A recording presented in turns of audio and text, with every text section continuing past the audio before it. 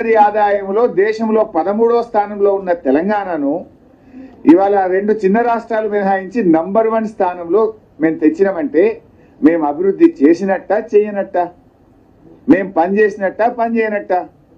దాన్ని కేంద్ర ప్రభుత్వం మెచ్చుకున్నది.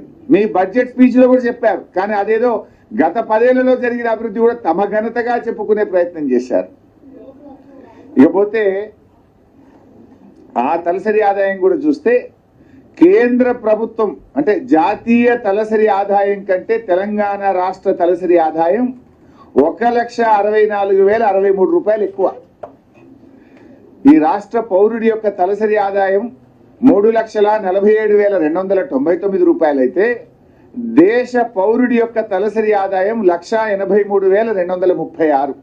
అంటే దేశం కంటే 1,64,063 రూపాయలు తెలంగాణ పౌరుడి తలసరి ఆదాయం ఎక్కువ ఉందంటే 10 ఏళ్ల కేసీఆర్ పాలన, 10 ఏళ్ల బీఆర్ఎస్ పాలన ఫలితం అది.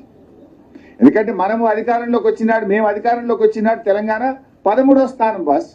13 నుంచి ప్రథమ స్థానానికి వచ్చిందంటే అది మా పరిపాలనకు గీటురాయి. ఇకపోతే స్థూల ఉత్పత్తి, ఒక రాష్ట్ర స్థూల ఉత్పత్తి ఆ రాష్ట్ర ప్రభుత్వ పనితీరును కూడా సూచిస్తుంది.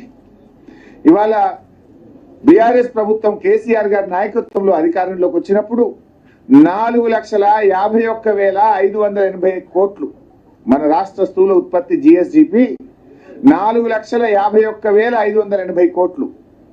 ఈసారి ఎంత మనది? 2023-24 వచ్చేసరికి 14,63,963 కోట్లు.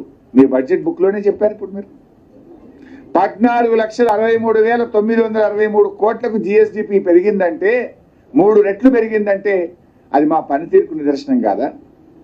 గ్రోత్ రేట్ ఎంత? లాస్ట్ ఇయర్ తో చూస్తే 11.9% గ్రోత్ రేట్. అదే జాతీయ వృద్ధి రేట్ ఎంత? దేశం యొక్క జీడిపి గ్రోత్ రేట్ ఎంత? It is 9.1. దేశం కంటే దాదాపు 2% తెలంగాణ వృద్ధి రేటు ఎక్కువగా ఉందంటే అది మా పనితీరుకు నిదర్శనం. ఇవాళ ఇదొక్కటే కాదు, నీతి ఆయోగ్ ఒక రిపోర్ట్ ఇస్తుంది. ఇది ప్రతి 3 నెలలకు ఇచ్చే రిపోర్ట్, నీతి ఆయోగ్ పబ్లిష్ చేసే బుక్. ఇందులో కూడా ఎంత స్పష్టంగా చెప్పిందంటే Telangana is the 7th largest state in terms of GSDP and has clocked a CAGR of more than 11%.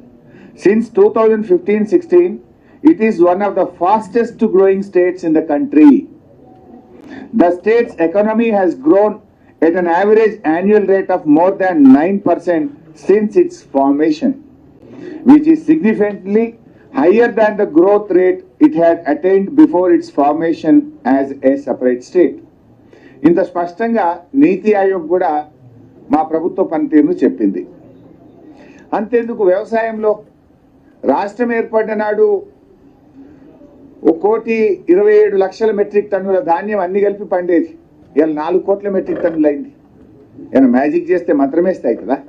నీళ్ళు ఇస్తే, నాణ్యమైన కరెంట్ ఇస్తే, పెట్టుబడి సాయం చేస్తే, వ్యవసాయాన్ని ప్రోత్సహిస్తే, వ్యవసాయ పనిముట్లు ఇస్తే, డ్రిప్ ఇరిగేషన్ పరికరాలు ఇస్తే మా పనితీరు వల్ల 1,27,00,000 మెట్రిక్ టన్నులు 4 కోట్ల మెట్రిక్ టన్నులు అయిందంటే మా ప్రభుత్వం పనిచేస్తే జరిగింది కదా. చివరికి ఆడికి పోయింది. వడ్లు కొనం మాకు గోడౌన్లలో జాగలేదని కేంద్ర ప్రభుత్వం చేతులు ఎత్తితే ఢిల్లీకి పోయి ధర్నా చేసేదాకా ఈ రాష్ట్ర వృద్ధి రేటు పెరిగింది కదా, వ్యవసాయ వృద్ధి రేటు పెరిగింది కదా. మేము దేశంలో ఒకప్పుడు Punjab use to be the number 1. పంజాబ్ను తలదన్ని అతి ఎక్కువ వరి ధాన్యం పండించే రాష్ట్రంగా తెలంగాణ ఎదిగిందంటే అది కేసీఆర్ పాలన కాదా? పక్క రాష్ట్రాలు తమిళనాడు, కర్ణాటక మాకు తిండి గింజలు లేవు జర ఇస్తారా అని తెలంగాణను అడిగే స్థితికి కేసీఆర్ తెలంగాణను చేర్చిండు. కరువు కాటకాలకు నిలయంగా ఉన్న తెలంగాణ దక్షిణ భారతదేశానికి ధాన్యాగారంగా మార్చినమంటే అది మా ప్రభుత్వ పనితీరు కాదా? మీరు 10 ఏళ్ల పనే జరగలేదని చెప్తే అంటే ప్రజలు నవ్వుకోరా? పండిన పంట నిజం కాదా? ధాన్యం రాష్ట్ర ప్రభుత్వం కొన్నది నిజం కాదా? ఇది దాచేస్తే దాగే సత్యమా? మీరు బడ్జెట్లో స్పీచ్లు చెప్పినంత మాత్రాన నిజాలు కాకుండా పోతాయా? నిజాలు అబద్ధాలుగా మారతాయా?